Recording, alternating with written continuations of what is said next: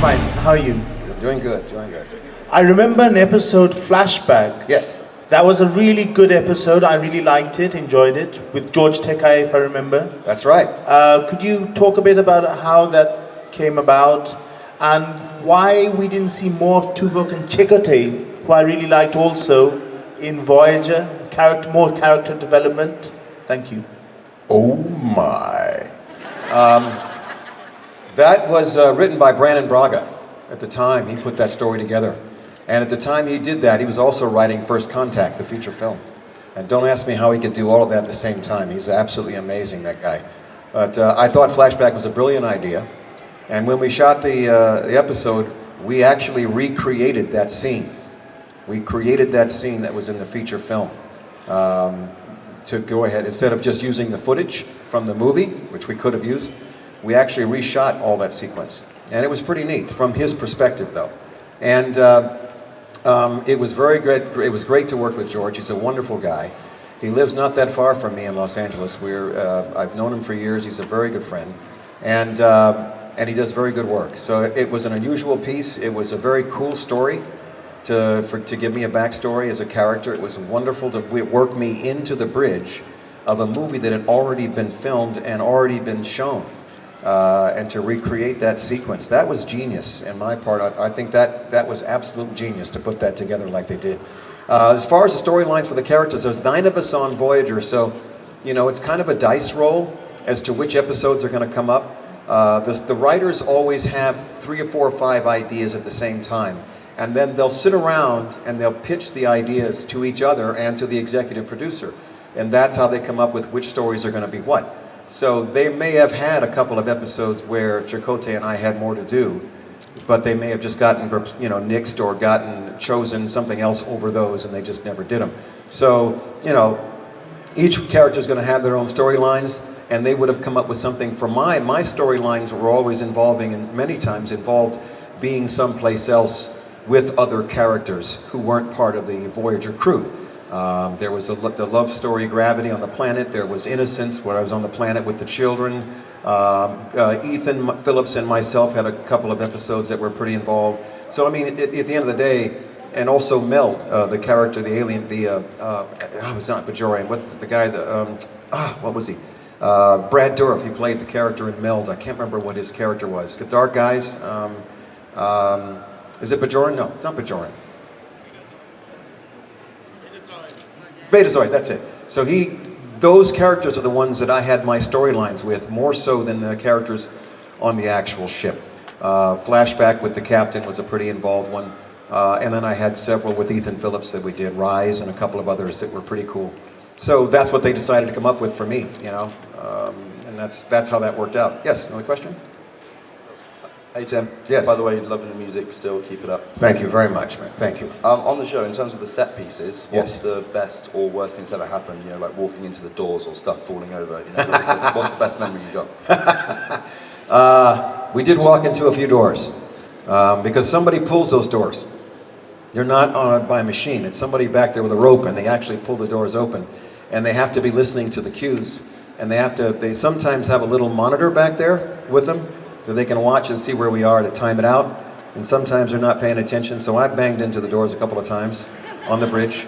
One time I was shooting in the hallway in the corridor, and the corridors were actually built on one of the stages. They're really long, and they curve like this, and then they have a T section that comes off like that. And I was supposed to start at one end of the hall, walking, and then run into the cameras. The camera would be on a dolly in front of me, and I was supposed to come around the corner, and the dolly would be there, so I'm walking towards the camera. And we got ready to do the scene, and I got to the end of the hallway, and they said action, and I walked around the corridor, and I kept walking, and I kept walking, and I never saw the camera. And I said, well, where the hell's the camera? And it turns out it was behind me, because I was at the wrong end of the corridor. I started off in the wrong place. And this is after I've been working on that set for like 4 or 5 years. You'd think I would know where the hell which end they were at, but they didn't tell me which end they were gonna, I didn't remember which end it was, and I started walking, and I had no idea, and they didn't know where I was. They were looking for me, and I was looking for them. It sounds like one of the episodes, you know, it was really bizarre. And I think also, I know that Robbie McNeil, who, you know, plays Paris, had to wear that jetpack for the 50s, that sort of 1950s thing going on that they had, where he played the Rocketeer kind of character, and that jetpack caught fire one day, burned him up, burned up his pants. Every time you guys see me at my station, and there's an explosion behind me, right, on tactical on the bridge, because we get hit by something and something blows up, and behind me on the screens, they, you know, the special effects guys would always bring in these little cannons back there to shoot the sparks off into the corner of that plexiglass and stuff to make it look like the console is blowing up.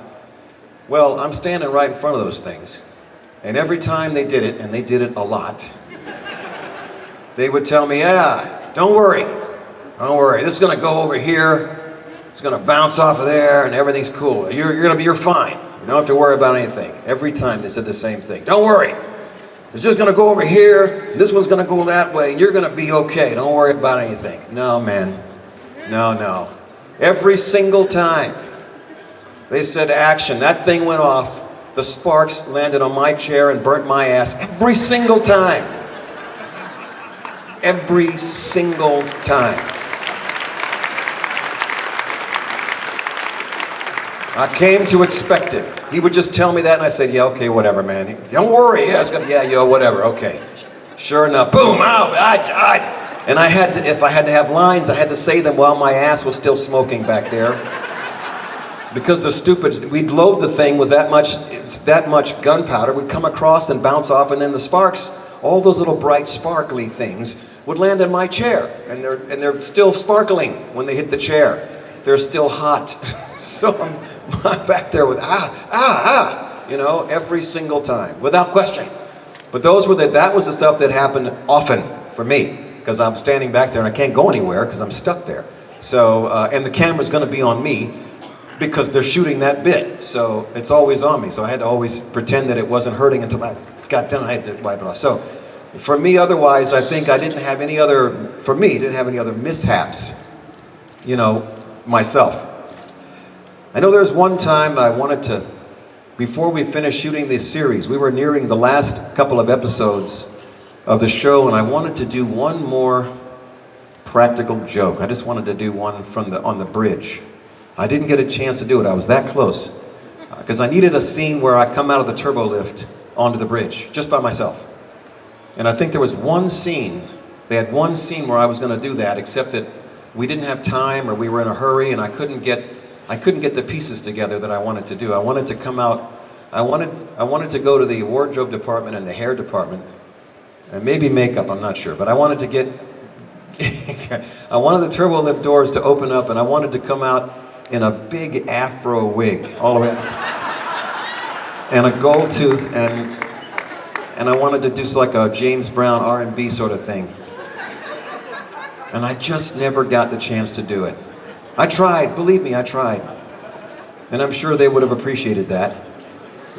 Because I had busted them a few times before that. Yeah. You've seen the blooper reel where it took me 20 minutes to die. You've seen that bit before? Yeah, there's one where they shoot me with a phaser and it takes me about 3 or 4 minutes to die. Because I'm bouncing off the consoles and everything. That kind of stuff was always fun.